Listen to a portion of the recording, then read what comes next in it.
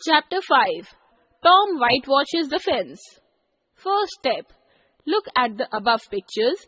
What are these children doing? Can you also do these? Discuss with your partner and listen to him, her, what she says. Read the story about a boy who got his work done by others. Read and follow. It was Sunday. The school was off. All the boys in the village were free. It was a beautiful day. The sun was shining and the birds were singing. The trees and flowers looked fresh and lovely. Tom, of course, wanted to go swimming. All the other boys were going swimming. Tom came sadly out of the house. In his hand, he carried a bucket which was full of whitewash.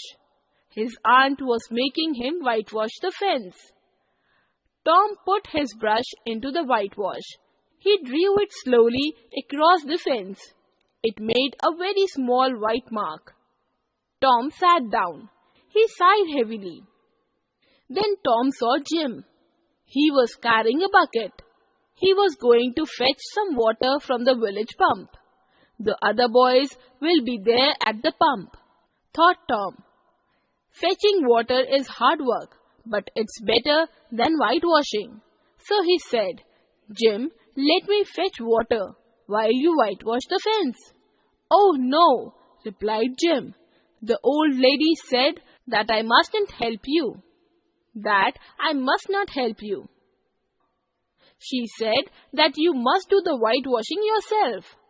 Tom soon stopped working. He sat down again. He took out all the things he had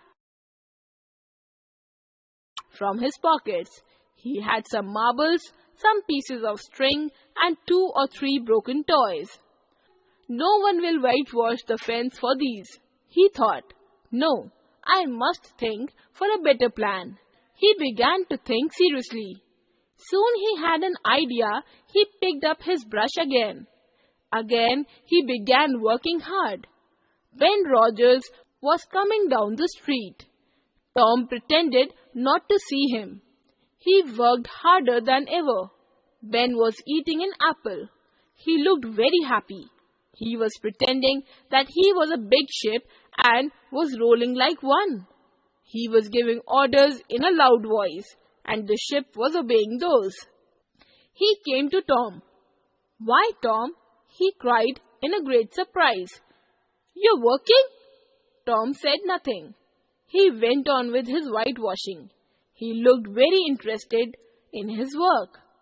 Tom, you're working, Ben repeated. Oh, it's you, Ben. I didn't notice you. I'm going for a swim.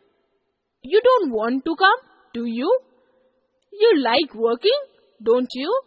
This isn't a work, Tom said quietly, and he went on whitewashing.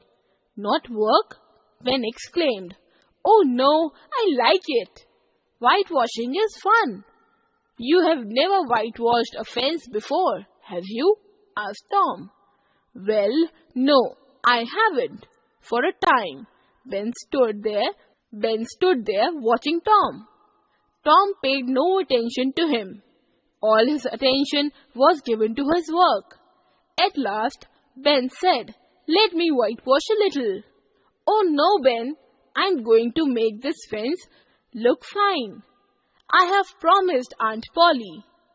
Besides, it's interesting. Let me do just a little, begged Ben. I shall not make a mistake. I'll be careful. You can have my apple if you let me. Slowly and unwillingly, Tom handed the brush to Ben. Ben worked hard. He soon grew hot. But he went on working. Tom sat there, watching and eating Ben's apple. When Ben had done enough, other boys came along. At first, they laughed at Tom, as Ben was whitewashing the fence. But soon, they too were whitewashing the fence. Of course, they had to pay Tom before he let them help him. They gave him their best things: 12 marbles, a tin soldier, a key, a dog's collar, the handle of knife, and 4 pieces of orange. Tom had a lazy time. He did no work, but soon the fence had 3 coats of whitewash on it. Mark Twain.